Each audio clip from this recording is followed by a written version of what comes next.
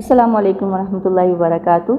آج ہم نے آیت نمبر 11 پڑھی تھی، اس کی تھوڑی سی سیکنڈ سٹیپ میں اس کی ایک اور تفسیر بیان کریں گے۔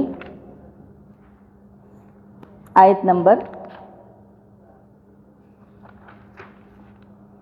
12 آیت نمبر 12 ہے، ہاں جی، آیت نمبر 12۔ اچھا، یہ باتیں تو ہم پڑھ چکے ہیں کہ کس کس طرح سے وراثت کی تقسیم ہو رہی ہے، کہ کس کو کتنا حصہ مل رہا ہے، ٹھیک ہے۔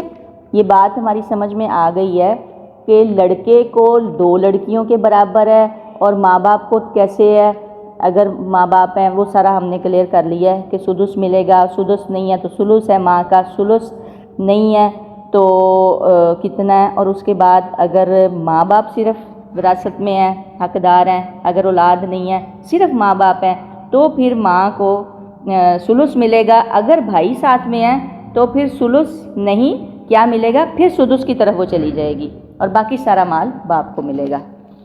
اور باپ کے ساتھ بھائی شریک نہیں ہوں گے، باپ ماں کو سدس مل کے، اگر بہن بھائی نہیں ہیں، صرف ماں باپ ہیں وراثت کے حقدار، تو پھر ماں کو ثلث یعنی 33.33 مل کے باقی سارا 6.66 باپ کو چلا جائے گا۔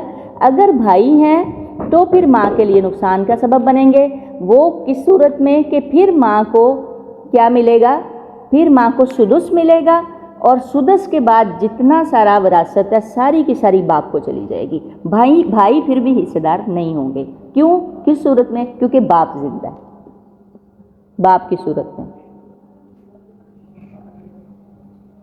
یہ ساری وراثت کس طرح سے تقسیم ہو رہی ہے، اور 1/3 ایک تہائی سے زیادہ نہیں وراثت کی تقسیم ہوگی۔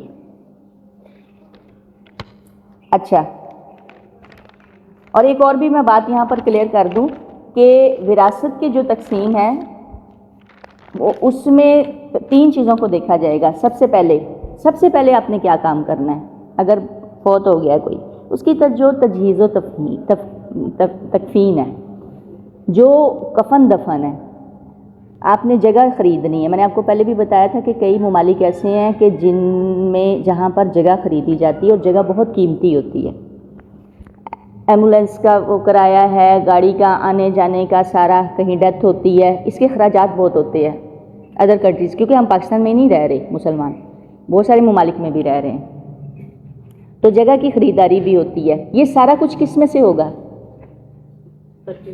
اسی میں سے ہی ہوگا، ٹھیک ہے۔ لمبی چوڑی مہمان نوازیاں اس میں سے نہیں ہوں گی۔ ہاں، یہ بات اگر بیٹے بیٹیاں ان کے پاس کچھ نہیں ہے تو وہ اپنی یعنی آپس کی مشاورت سے جو ہے یعنی مہمان نوازی اس میں سے کر سکتے ہیں، کیونکہ ظاہری بات ہے مہمانوں نے آنا ہے، 2-3 دن رہنا ہے تو کھانا تو کھلانا ہے نا۔ تو اگر بالفرض ویسے ہی میں ایک بات کر رہی ہوں، بچے اتنے نہیں ہیں، باپ زیادہ امیر تھا، رچ تھا، بچے نہیں ہیں، یہ بیٹیاں نہیں ہیں، تو وہ ان میں سے آپس کی مشاورت سے مہمان نوازی کر لیں گے، لیکن تجہیز و تکفین اس میں سے ہوگی۔ اگر کوئی بیٹا یا بیٹی اس کو نہیں چھیڑنا چاہ رہا، اس کے مال کو اپنی خوش دلی سے، میں بیٹی کہتی ہے، بیٹا کہتا ہے میں کفن دفن کرتا ہوں، میں زمین کا خرچہ دیتا ہوں، وہ ایک الگ بات ہے، لیکن سب سے پہلے کیا ہوگا، اس میں سے سارا کام ہوگا، ٹھیک ہے۔ سیکنڈ ہے وصیت۔ اگر وہ شخص، مثال اب دے رہی ہوں، اس نے کوئی بچہ پالا ہوا لے کے، بیٹی ہے یا بیٹا ہے، اولاد نہیں ہے، تو آپ مجھے یہ بتائیے کہ اس بچی کا حق بنتا ہے نا، بنتا ہے جی، پالا ہوا ہے، لیکن وہ وارث نہیں ہے، نہیں وہ وارث نہیں ہے نا، تو اس میں سے وہ وصیت کر سکتے ہیں، ٹھیک ہے، کیونکہ وہ وارث نہیں ہے، وارثوں کے لیے وصیت نہیں ہے۔ وصیت کتنے میں سے ہے، 1/3 میں سے، 33.33 میں سے وصیت ہے، 100 میں سے 33 روپے میں سے آپ وصیت کر سکتے ہیں۔ وہ بھی رسول اللہ صلی اللہ علیہ وسلم نے فرمایا کہ الثلث کثیر، ثلث بھی جو ہے وہ بھی زیادہ ہے، بہرحال آپ کر سکتے ہیں۔ اگر کوئی بیٹا یا بیٹی آپ نے لے کے پالا ہوا ہے تو پھر آپ اس میں سے اسے کچھ دے سکتے ہیں، جی، اس میں سے کر سکتے ہیں، یا کوئی کسی نے آپ کی خدمت کی ہے، یا آپ اپنی عقبہ کے لیے، آخرت کے لیے کچھ کرنا چاہتے ہیں، اس میں وہ لے پالک بھی آ سکتا ہے، منہ بولا بیٹا بھی آ سکتا ہے، بیٹی بھی آ سکتی ہے، اور کچھ کوئی بھی آ سکتا ہے، لیکن کون نہیں آئے گا؟ پھر دوبارہ کہہ رہی، وارث نہیں آئے گا، بیٹی نہیں آئے گی، بیٹا نہیں آئے گا، ماں باپ نہیں آئیں گے، اور اگر وراثت میں بہن بھائیوں میں مل تقسیم ہو رہی تو وہ بھی نہیں آئیں گے۔ سمجھ آ گئی؟ تائے، چاچے، ماموں، پھپھو، خالہ، لے پالک، بیٹا بیٹی، مدرسہ، ویلفیئر کا کوئی کام ہے، کہیں پہ آپ نے کنواں کھدوانا ہے، کہیں پہ پانی کا انتظام کرنا ہے، فلٹریشن کرنی، کچھ بھی کرنا ہے، آپ نے کس میں سے کرنا ہے؟ 1/3 میں سے کرنا ہے۔ لیکن میں پھر دوبارہ کہہ رہی ہوں کہ عبداللہ بن عباس کہتے ہیں کہ کاش کے لوگ 1/3 سے بھی کم میں کریں، لیکن حکم ہے، جائز ہے۔ یہ کلیئر؟ دین، عملاً دین پہلے ہوگا۔ قرض والے باہر کھڑے ہیں اور قرض لینے کے لیے سر پہ کھڑے ہیں، اور آپ کو پتہ ہے کہ مقروض کی جو روح ہے وہ معلق رہتی ہے اور وہ اوپر تک نہیں پہنچتی جب تک کہ کیا؟ قرض نہ ادا۔ شہید کی بھی روح معلق رہتی ہے۔ قرض ایک ایسی چیز ہے، کیوں؟ وجہ کہ حقوق العباد میں سے، حقوق اللہ میں سے نہیں۔ حقوق اللہ معاف ہو سکتے ہیں، حقوق العباد نہیں۔ اگر قرض والے معافی دے رہے ہیں، کہہ رہے ہیں ہم نے معاف کیا، چھوڑ دیا، پھر اور بات ہے۔ بیوی کا مہر نہیں دیا، اگر بیوی کہتی ہے چھوڑ دیا، اور بات ہے، نہیں چھوڑتی تو پہلے دیں۔ کوئی اور صورت ہے، کوئی بھی مسئلہ ہو سکتا ہے۔ صحیح، کئی لوگ کس طرح کا کام کرتے ہیں، کسی نے کسی کا اوزار لیے ہوئے، کسی نے کسی کی مشین لی ہوئی ہے، کسی نے کچھ لیا ہوا ہے، وہ پہلے دیکھیں کہ آپ کے باپ کا یا ماں کے ذمے کو قرضہ تو نہیں ہے۔ اگر ماں باپ دونوں کے لیے بات کریں تو وہ پہلے ادا کریں۔ عملاً پہلے کیا ہوگا؟ تجہیز و تکفین کے بعد عملاً پہلے کیا ہوگا؟ دین ہوگا، پھر وصیت ہوگی۔ اس میں وصیت آیا ہے لیکن عملاً پہلے قرض ادا ہوگا، پھر وصیت ہوگی۔ اب یہ باقی سارا کام تقسیم وصیت کے بعد ہوگا، ٹھیک ہے؟ تقسیم کس کے بعد ہوگی؟ وصیت کے بعد ہوگی، پہلے نہیں ہوگی کہ آپ پہلے تقسیم کر لیں بعد میں وصیت والے کو چھوڑیں، نہیں۔ اللہ بار بار ہر آیت کے ساتھ کہہ رہے ہیں من بعد وصیت، کہا ہے، اس کے اوپر دیکھ لیجئے گا، ٹھیک ہے؟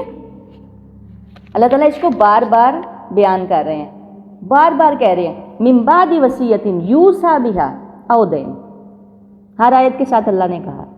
اس لیے ان چیزوں کا سب سے پہلے کیا ہوگا؟ تجہیز و تکفین اگر بچوں کے پاس نہیں ہے، اور اس کے بعد کیا ہوگا؟ وصیت، اس کے بعد قرض، ٹھیک ہے؟ عملاً سب سے پہلے کیا کریں گے؟ قرض، یا تو معاف کروا لیں، کرتے ہیں، نہیں تو دیں اٹھا کے پہلے یہ سارا کچھ، اس کے بعد وصیت، اس کے بعد تقسیم ہے۔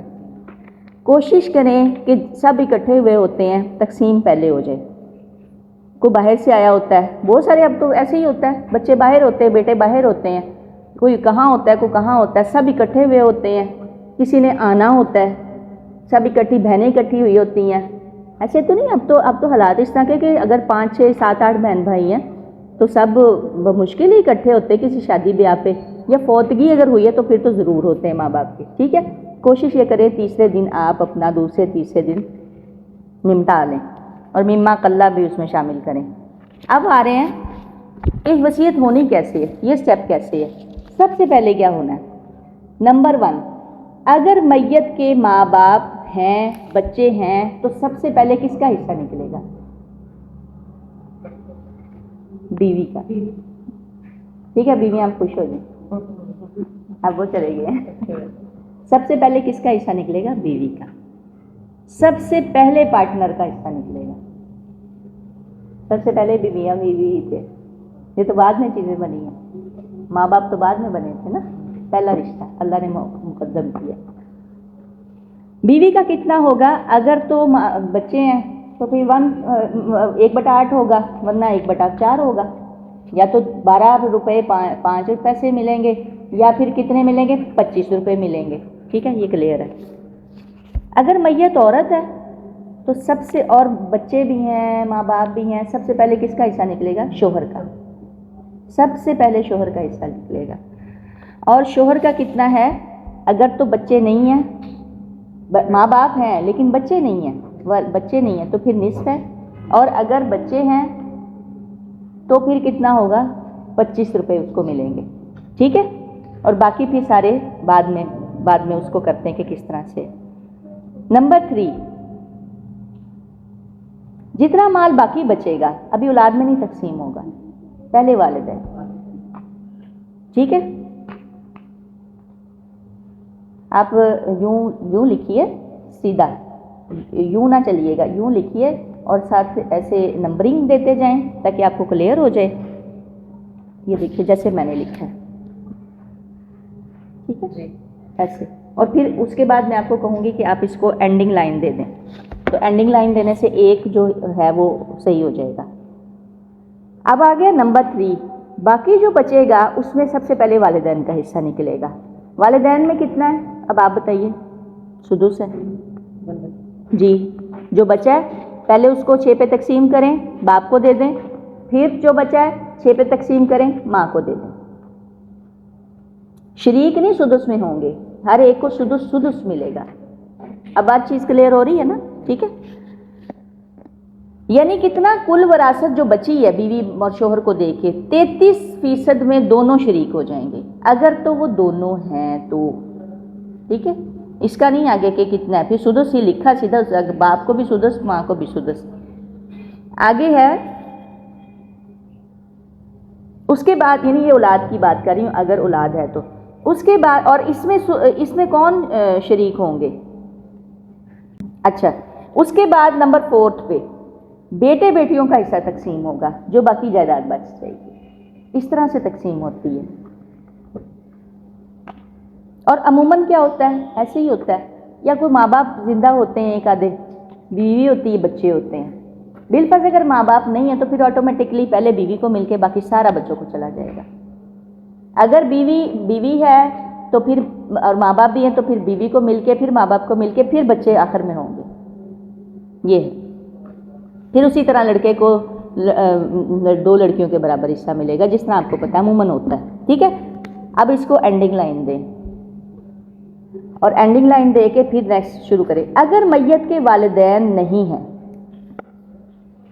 یہ کچھ کس صورت میں ہوا تھا؟ میت کے ماں باپ بھی ہیں، بچے بھی ہیں، بیوی بھی ہے، جو عموماً ہوتا ہے.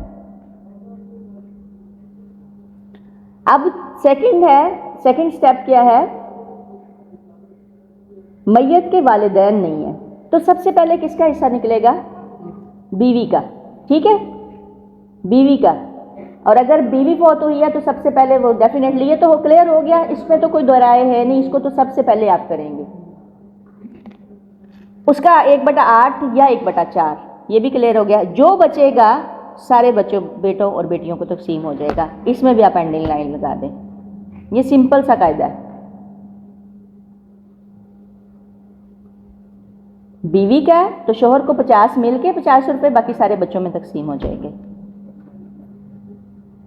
یہ نہیں ہوگا کہ کوئی کہے لو اب یہ ہماری ماں کا جو مال ہے وہ کھا گیا، سارے کا سارا آدھا کھا گیا، اور 50 روپے میں سے ہمیں مل رہے ہیں. 10 بچے ہیں اس وقت عورت کے، پہلے مطلب کافی سارے بچے ہیں، اب جیسا میرے 4 ہیں تو میں کہوں جی میرے شوہر کو کچھ نہیں ملے گا اور میرے سارے بچوں کو ملے گا، ایسے نہیں ہوگا. آدھا شوہر کا ہوگا. اللہ تو وہ کہاں سے لائے گی؟ چاہے اس نے خود تجارت کی ہے، خود ارننگ کی ہے، کوئی جاب ہے، کچھ بھی ہے، پراپرٹی تو ہے نا. پہلے تو یہ بھی نہیں ہوتا تھا، دور جاہلیت میں تو عورت کی پراپرٹی نہیں ہوتی تھی، اس کے نام ہی نہیں کچھ بھی ہوتا تھا. اس کو بھی اینڈنگ لائن دے دی ہے. نمبر 3، اسٹیپ نمبر 3، اگر میت کے والدین بھی نہیں ہیں، بیٹا بیٹی بھی نہیں ہے، سوری بیٹا نہیں ہے، بیٹی نہیں لکھیں گے، بیٹا نہیں ہے، میت کی صرف بیٹیاں ہیں اور بیوی ہے. ایسے بھی ہوتا ہے. کیسے مثال دوں؟ پھر میں مثال دے رہی ہوں سر شفیق کی طرف. پیرنٹس نہیں ہیں، بیوی ہے، اور کون ہے؟ اور بیوی ہے اور بچی ہے، ایک بیٹی ہے. ایک بیٹی ہو یا ایک بیٹی کا تو سمپل ہے، نصف ہے، باقی اس کا وہ ہے. تو کیا ہوگا سب سے پہلے؟ اور میت کے عینی بھائی اور بہنیں ہیں، عینی اور علاقی، خیافی نہیں، جس طرح یہ اور عائشہ وغیرہ اس طرح نہیں، عینی حقیقی. عرب میں عینی اور علاقی دونوں کو حقیقی ہی کاؤنٹ کیا جا سکتا تھا. جیسے ایک مرد نے 2 شادیاں کی ہیں، دونوں کے بچے پیدا ہوئے ہیں، دونوں اولادیں کیا ہوں گی؟ حقیقی ہی ہوں گی، عینی تو نہیں ان کو کہیں گے، جیسے یوسف اور اس کے بھائی ہیں عینی تو نہیں کہیں گے، انہیں کیا کہیں گے؟ اللہ کی، ٹھیک ہے، لیکن حقیقی ہی شمار ہوں گے۔ عرب ان کو حقیقی ہی لیتا تھا کیونکہ باپ کی صلب سے پیدا ہوئے ہیں، اصل کیا ہے؟ باپ ہے۔ جب ماں کا ہو جاتا ہے نا اس میں فرق آ جاتا ہے، خون کا بھی فرق آ جاتا ہے، بلڈ تو ایک نہیں ہے، اس کا اور فاطمہ کا نہیں ہے، ٹھیک ہے، اگر آپ ان کے ٹیسٹ کرواتے ہیں تو ایک نہیں ہے، لیکن اس کے اور اس کے بھائی کا کرواتے ہیں تو بلڈ ایک ہے، مطلب وہ بلڈ گروپ کی نہیں بات کر رہی، یعنی خون ایک ہے، باپ کا خون ایک ہے، اس لیے عرب اللہ اور عینی دونوں کو ایک ہی کاؤنٹ کرتا تھا۔ تو یہ کس صورت میں؟ اگر میت کے پیرنٹس بھی نہیں ہیں اور بیٹا بھی نہیں ہے، جسٹ بیٹی ہے یا بیٹیاں اور بیوی ہے، تو کیا ہوگا؟ سب سے پہلے بیوی کا حصہ ہوگا 1/8، اس کے بعد اگر ایک بیٹی ہے تو نصف مل کے باقی سارے کا سارا عینی بہن بھائیوں کو ملے گا۔ عینی، میں پھر دوبارہ کہہ رہی ہوں، عینی بہن، حقیقی بہن بھائیوں کو ملے گا، اخوی کی تقسیم اور ہے۔ اچھا، اور اس کے بعد اگر 2 بیٹیاں ہیں تو پھر وہی کتنا؟ 66 پوائنٹ ماں کو مل گیا، سمن مل گیا، سمن ہی ملے گا ماں کو، پھر بھی سمن ملے گا کیونکہ بیٹیاں ہیں، اور بیٹیوں کو کتنا ملا؟ پھر 66.66 ملے گا، اور پھر اس کے بعد ماں کا سمن نکلنے کے بعد اس کو ڈیوائیڈ کریں گے پورے کو پھر 66 کر کے، پھر اس کے بعد جو بچے گا وہ اس کے عینی بہن بھائیوں میں تقسیم ہو جائے گا، اور پھر کیا ہوگا؟ اس میں بھائی کو دگنا ملے گا بہن سے، یعنی اگر 2 بہنیں ایک بھائی ہے تو 2 بہنوں کے برابر، یعنی پھر 2 لاکھ روپے اگر بالفرض اس کے پاس بچا ہے، پورے مال میں سے 2 لاکھ بچ گیا، 2 بہنیں ایک بھائی ہے تو باپ بھائی کو بھی 1 لاکھ ملے گا اور 2 بہنیں 50 ہزار ملے گا۔ یہ کب کس صورت میں ہے؟ جب وہ عینی اور اللہ کی ہوں گے، یعنی جن کا باپ ایک ہوگا، چاہے وہ آپس میں یعنی بالکل سگے ہیں، چاہے سوتیلے ہیں، چاہے جیسے بھی، باپ ایک ہے، تب اس کو بھی انڈر لائن کیجئے، یہ اینڈنگ لائن لگائیے گا۔ نمبر 4، ہاں جی، چوتھا سٹیپ کیا ہے؟ اگر میت کے والدین ہیں مگر بیٹا نہیں ہے،